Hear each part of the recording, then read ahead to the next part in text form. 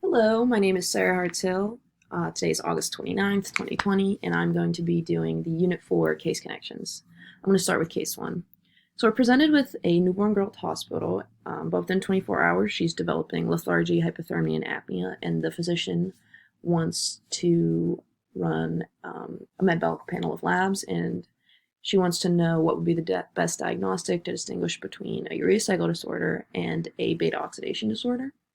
And I think plasma glutamine would be the best diagnostic to distinguish between the two. And first, I'm going to explain why blood glucose, urinary acids, and serum fatty acids would not be as effective as plasma glutamine in distinguishing between the two.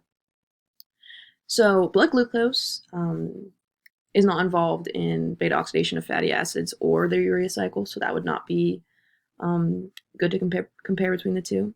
Urinary acids is only going to tell us about the levels of the urea cycle, and it will not be helpful in the beta oxidation, in investigating beta oxidation. And serum fatty acids, on the other hand, would be helpful for investigating the beta oxidation of fatty acids, but again, it's not involved in the urea cycle. However, plasma glutamine would be a good comparison between beta oxidation and a urea cycle disorder. In a urea cycle disorder, plasma glutamine is going to be elevated, and in beta oxidation pathway disorder, plasma glutamine will still be normal. So based on that level, we can say it's going to be urea cycle disorder and start to go down that avenue. Or if plasma glutamine is normal, we can then investigate beta oxidation pathway disorders. So plasma glutamine is the best choice.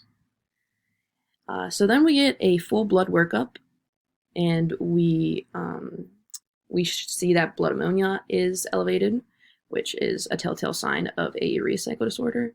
And then urine orotic acid is elevated, and plasma citrulline was normal. So based on seeing these, so where orotic acid levels are elevated, the one urea cycle enzyme that is most likely to be deficient would be a ornithyl carbamyl transferase enzyme, OTC. And a metabolic panel for an OTC deficiency features high levels of blood ammonia and urea orotate and low levels of blood citrulline and blood arginine. It's a rare X-linked disorder, which means it mostly will affect men, but this is a female newborn, I believe. So it still has a possibility of affecting her. And the most likely deficient enzyme here would be the carbamyl phosphate synthetase enzyme, because when urine orotate is high, it suggests that there's an increased production of carbamyl phosphate. And for an increased production of carbamyl phosphate, we need to have the carbamyl phosphate synthetase 1 enzyme fully functional so that can keep on producing carbamyl phosphate and catalyzing that reaction. Next, I'm going to go over and discuss case 3.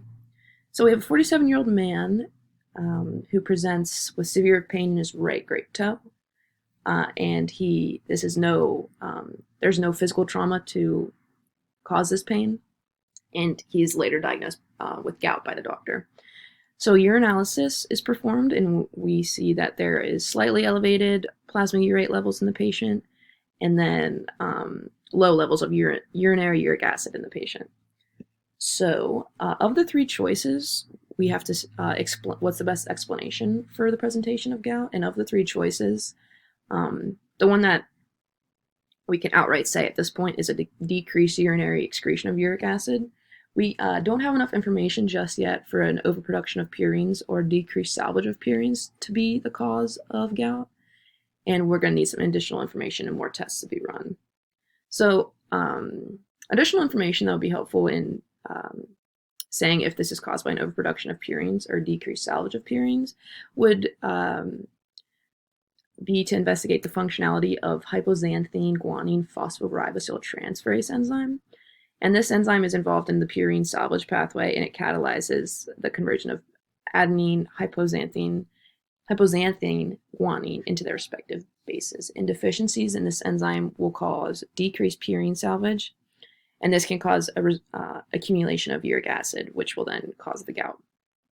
Also, another avenue that the doctors could explore would be if there's any familial history of gout or elevated uric acid.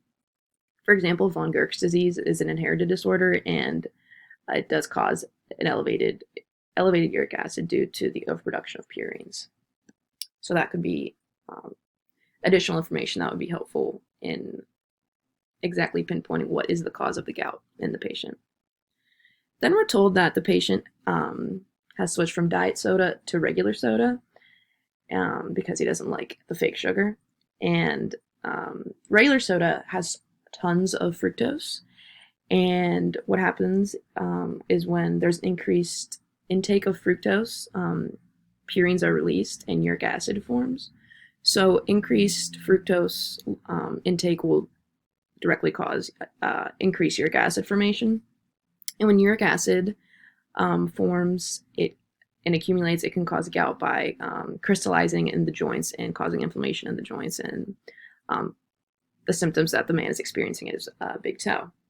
So drinking 4 to 5 liters of soda a day definitely has a dietary modification on the presentation of gout. It can definitely be a cause of gout if the increased fructose intake is causing increased uric acid levels to form, and then the crystallization in the joints, inflammation. All right. Thank you.